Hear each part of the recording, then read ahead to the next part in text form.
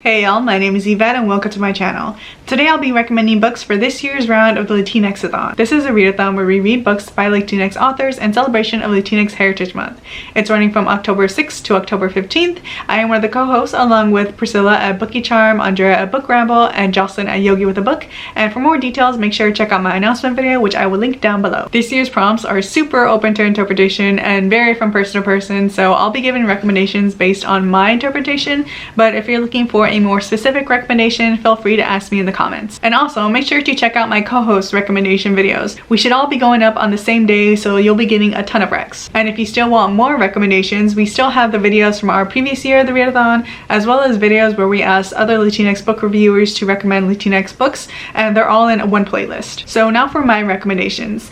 I'll be going by the prompts, and the first prompt is to read a short work, which could be poetry, a short story, a picture book, etc. The first book I want to recommend is Paletero Man by Lucky Diaz. This is a children's picture book by a Mexican American author from LA, and it's about a boy who's trying to track down the Paleta Man, but once he does, he realizes that he lost his wallet, so what is he gonna do now? In the author's note, it says that this book is a celebration of community and street vendors, and I really felt that when I was reading it. It's just a story about human kindness and ice cream, and it's really cute. The next book I want to recommend is Post-Colonial love poem by Natalie Diaz, and Natalie Diaz is a queer, Mojave, and Latinx former pro basketball player, and this is her Pulitzer Prize winning poetry collection. I always find it difficult to review poetry because, like, how do you even review poetry? But I thought this was really good, and I could see why it won so many awards. Her writing style is super lyrical, and she has a way of really making you feel something. In these poems, Diaz covers a lot of topics. She talks about the violence inflicted on indigenous people, she talks about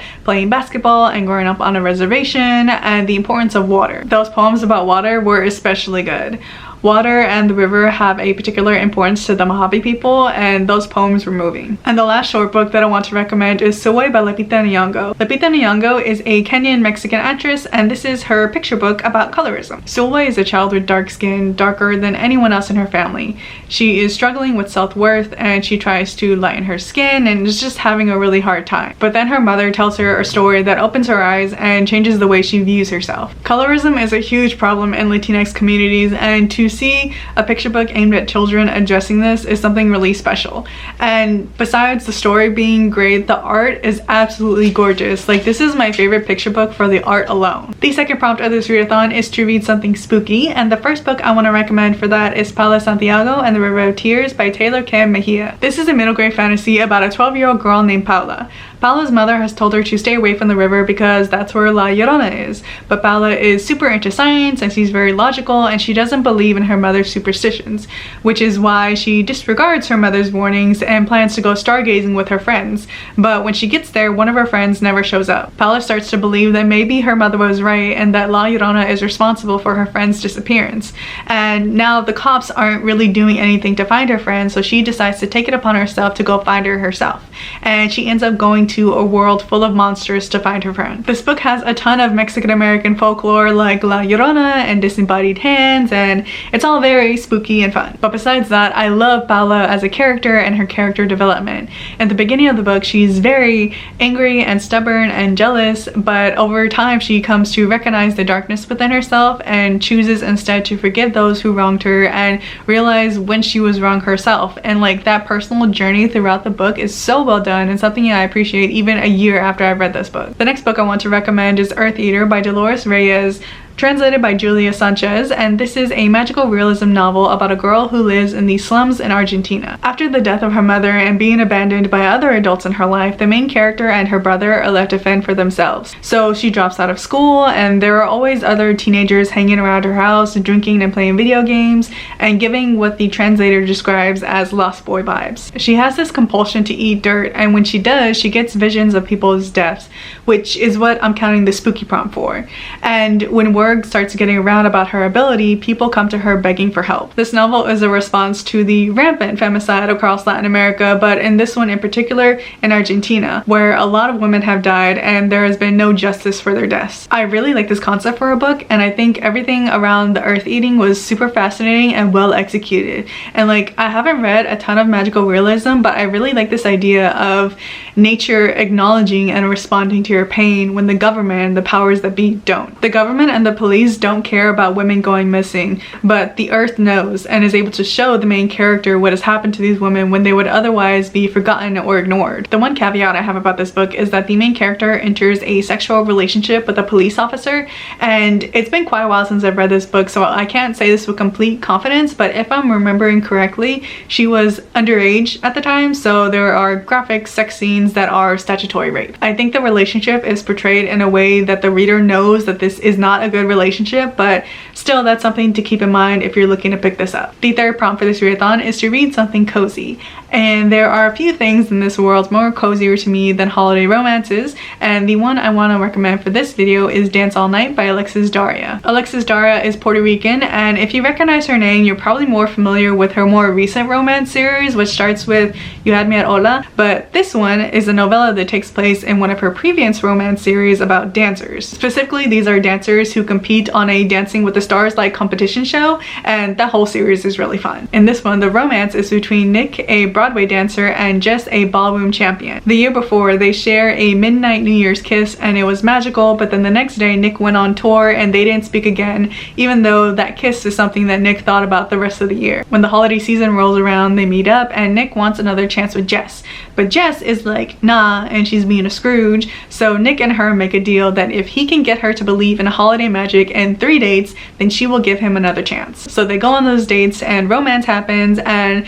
this is just one of those books that I can wholeheartedly recommend because of how perfect it is. Nick is so sweet and good and just a genuinely good guy, and this novella is all about him trying to convince Jess to give him another chance, but he's never pushy or creepy about it, like he's just earnest. Jess has her reservations about Nick because of how he disappeared the previous year, but he's in it now, he's really serious, and just watching them get together with the added element of the holiday season is just a joy to read. Real quick before I move on, there are two more holiday romances I want to give a quick mention to. They're both by Adriana Herrera, and they are Mangles and Mistletoe and American Christmas, and I've already recommended these in previous videos, so I don't want to be too repetitive and go over both of them again, but those are really great. They're both queer and I highly recommend both of them. The next book I want to recommend is a straight up romance because I also find those very comforting, and it is Drag Me Up by R.M. Virtues, who is a disabled queer Afro-Latinx author. This is an erotic romance and a queer Hades and Persephone retelling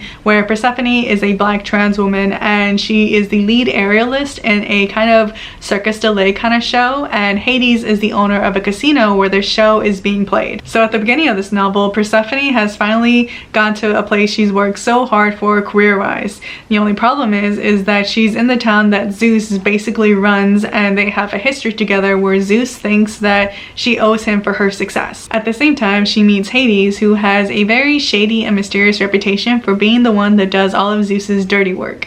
And Persephone wants to focus on her career and not get involved with someone so close to Zeus, but she finds herself spending more and more time with Hades. This is the first Hades and Persephone retelling that I've ever read, so I'm not familiar with the usual beats that this story usually hits, and I don't know what things are unique to this retelling and what things are tropes that this retelling usually hits on, but if Hades and Persephone retellings are anything like this book, then I want to read more because I really like this. A relationship dynamic that I really enjoy in MF romance are where you have this man who has all this power but he's utterly weak for his love interest, and this book has that in spades. Even though Hades has all this money and power, he's constantly showing Persephone, both in his words and his actions, that he views her as his equal and like that he wants them to be equal partners in everything. So yeah, this book is a really good time, and getting it would be supporting an independent author who writes really fun romances, which is always a good thing. Something else I consider as a cozy read is middle grade, and for that I want to recommend Flood City by Daniel Jose Older. This is a post-apocalyptic novel where the world has experienced climate change and most of the earth is uninhabitable and covered in water. Aliens have come down to earth to help those who are left with food and technology,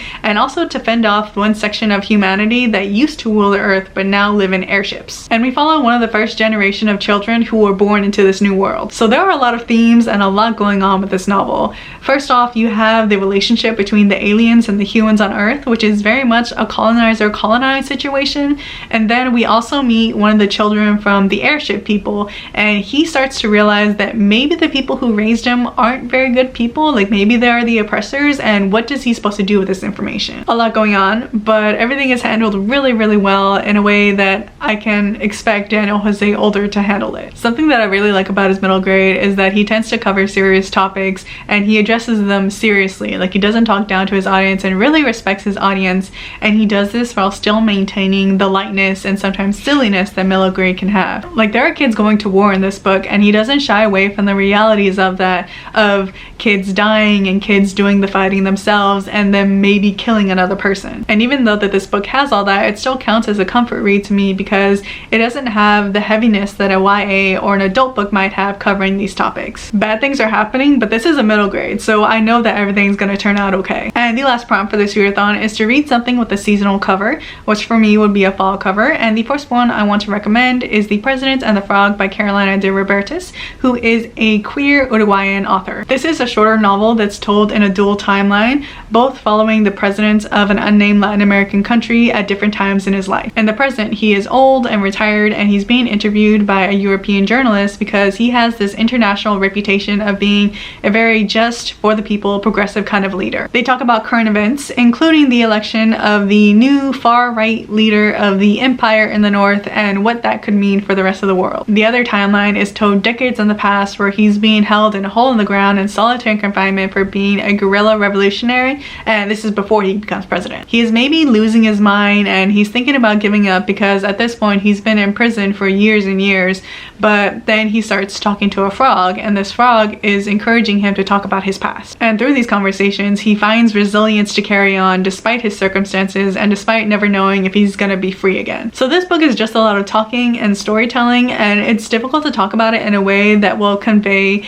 everything that this book is giving because it is so good. It's about resilience and community and loving your country despite your country's shortcomings and wanting to fix your country so that everyone can have the freedom that they deserve. The main thing that I took away from this book is a sense of hope.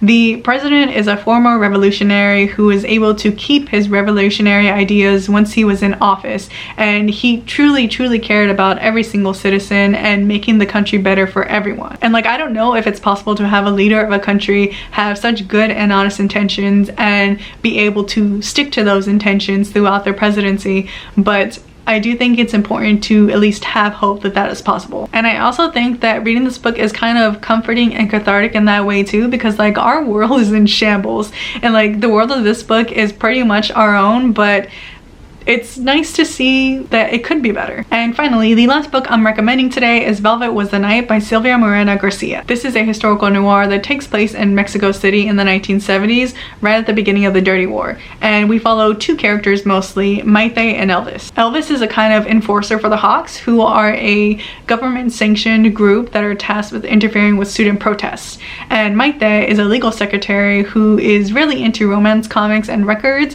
and otherwise lives a normal life. One day, Maite's neighbor asks her to babysit her cat for her while she goes on a short trip. Maite agrees, but then her neighbor doesn't come back, so Maite sets out to find her. What Maite doesn't know is that her neighbor is involved with student radicals, and she has some pictures that the government does not want released. So Elvis is tasked with tracking Maite's neighbor down, and he and Maite are separately looking for her. For the most part, books like this with the super heavy mystery element are usually not my thing, but Silvia Moreno-Garcia will always be the exception. What I really appreciated about this book is that neither of the characters are extraordinary, and they're actually kind of unlikable and not the people you would think would be the protagonists in a book in this kind of setting. Like, Maite doesn't really care about the well-being of her neighbor. She's more interested in getting this cat off of her hands and maybe being a part of something interesting. And then we have Elvis, who is straight up working for a corrupt government. Neither of these characters are out to do the right thing. But the story is so interesting regardless of whether or not I like the main characters, because the writing is so good. And Silvia Moreno-Garcia, she always makes interesting choices with her characters and her plot that I can trust, and she always treats her female protagonists right, which I can appreciate. If you read and like Silvia Moreno-Garcia's writing, I would really recommend giving this a try. So that is going to be all the recommendations that I have today. Make sure to go check out my co-host videos as well. I hope you enjoyed this video. Thank you for watching, and I'll see you next time.